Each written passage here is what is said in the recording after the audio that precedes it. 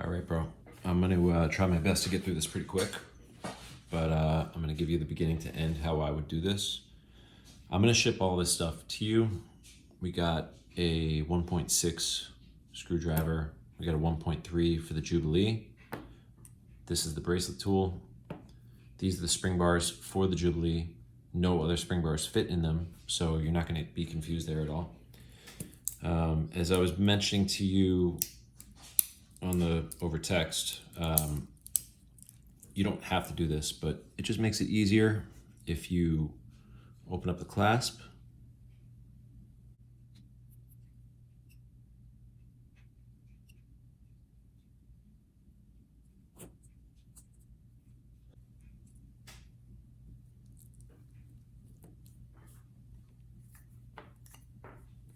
And from here, I think I usually try to knock out the clasp side first.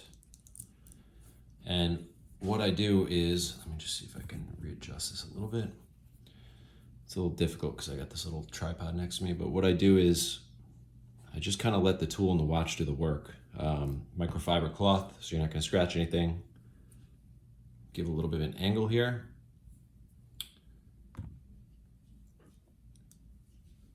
And you want to get these tips carefully inside here, in between the lugs and the shoulder of the spring bar. And you kind of just want to just pull the case out.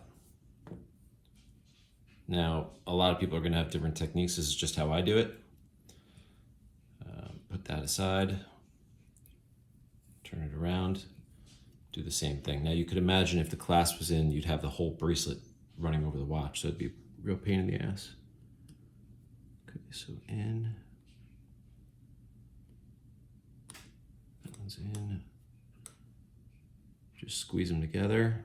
Sometimes you got to do one side and then the other, and then just pull the case out.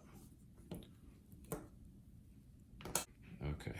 So now I'm gonna send you a 1.3 millimeter screwdriver for the Jubilee.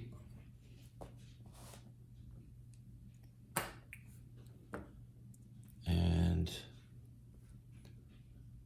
I don't recall if I ever opened up the screw closest to the crown, but I usually don't, because for whatever reason, in my experience, Rolex has slam these things with Loctite. So I usually just go to the one next to it, and it's usually much easier to open.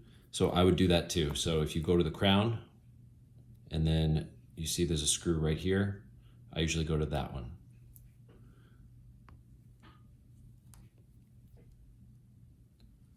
This I'm sure you've done before.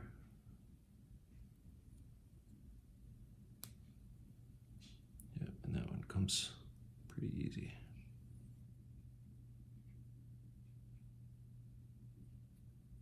Just another reminder, you definitely want to use that 1.3 millimeter screwdriver for the Jubilee bracelet. Again, you don't have to open the clasp like this. I just find it easier.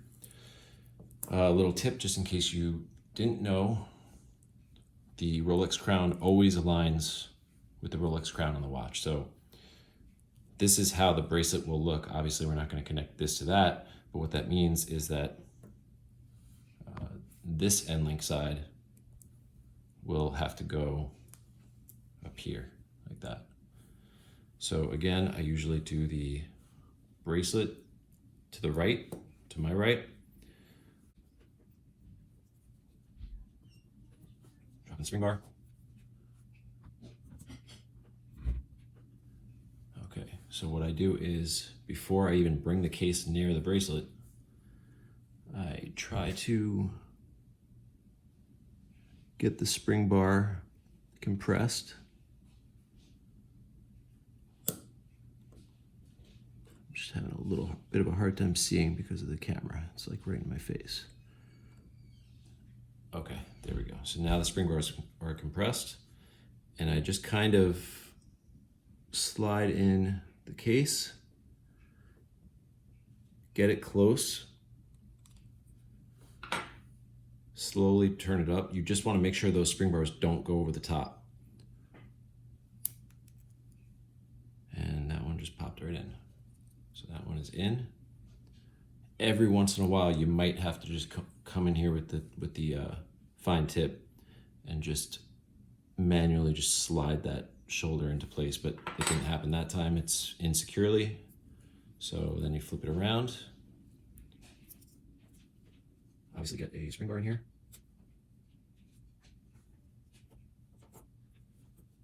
Lay it down. Get the spring bars compressed. And then again, I just let the table kind of do the work here. I'm pushing down on the table so the bracelet's not going to move. And I just slowly slide the case into position. Let go. Now it hasn't seated yet. Slowly turn it over. Pops in. There you go. So now that's in.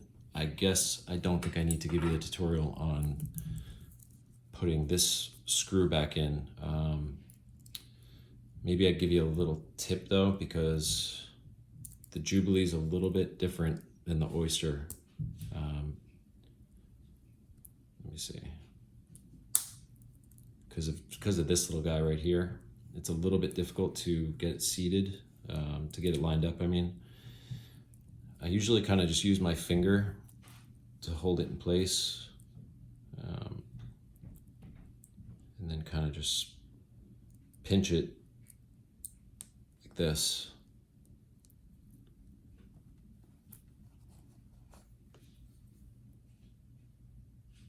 Grab the screw and then just kind of work it in.